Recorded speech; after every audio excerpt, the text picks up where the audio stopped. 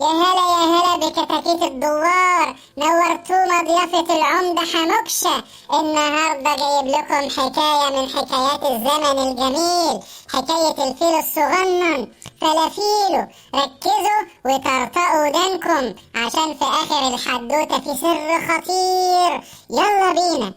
كان يا مكان كان في فيل صغير صغير وجميل اسمه فلافيلو. فلافيلو ده كان طيب قوي وزي العسل، بس كان عنده مشكلة صغننة قد كده. كان دايما مستعجل، كان دايما مستعجل وعايز يكبر بسرعة وعايز يخلص أكله بسرعة، وحتى لما بيلعب عايز يكسب بسرعة. كان فاكر إن السرعة هي الشطارة وإن الصبر ده بتاع الناس العواجيز بس. وبعدين في يوم من الأيام فلافيلو سمع عن مسابقة كبيرة أوي في الغابة اسمها سباق الكنز المفقود.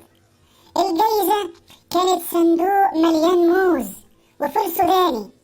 فلافيلو قال بس دي بتاعتي.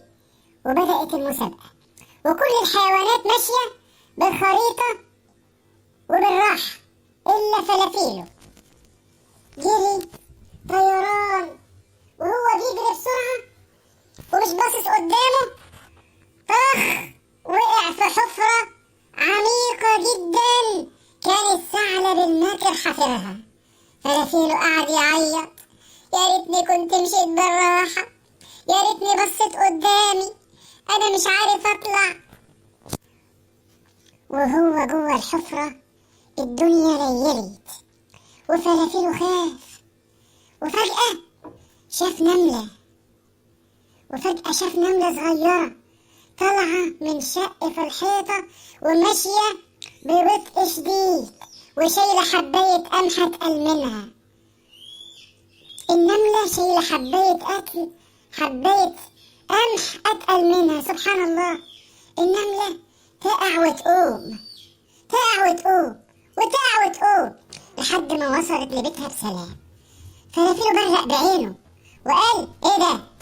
النملة الصغيرة الضعيفة دي قدرت توصل عشان صبرت وحاولت مرة واتنين وتلاتة، وأنا الفيل الكبير وقعت عشان استعجلت.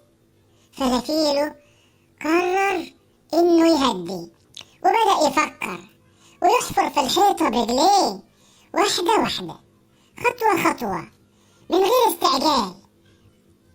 وبعد شوية تعب وصبر. قدر فلافيلو يعمل سلم من الطين ويطلع من الحفرة، بس لما طلع لقى السباق خلص. يا خسارة، والسلحفاة سوسو هي اللي كسبت الكنز عشان كانت ماشية بتركيز.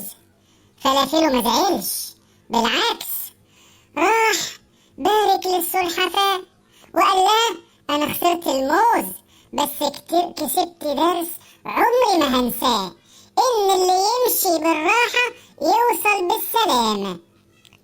ودلوقتي يا حبايب حموكشة العمدة، جينا الأهم حتة. إيه هو السر اللي اتعلمناه النهاردة من الحدوتة دي؟ السر هو في التأني السلامة وفي العجلة الندامة. مش مهم تخلص الواجب كروتة بسرعة عشان تلعب، المهم تفهم وتحل صح. الشاطر مش اللي بيجري، الشاطر هو اللي بيركز ويصبر. وتوتة خلصت الحدوتة، بس استنوا اللي عجبه كلام العمدة حموكشة يخبط لايك ويكتب لي في الكومنتات انا صبور يا عمدة عشان اعرف مين الشاطر فيكم. اشوفكم في دوار العمدة المرة الجاية ومع حدوتة جديدة. وسلام يا كتاكيت. الحدوتة امتى؟ بكرة في نفس الموعد زي دلوقتي الساعة 5. وسلام. والله احلى قصة يا حموكش. ايوه فعلا، يا ريت تحكي لنا كده كل يوم. ايوه فعلا، انا هحضر كل يوم. تمام.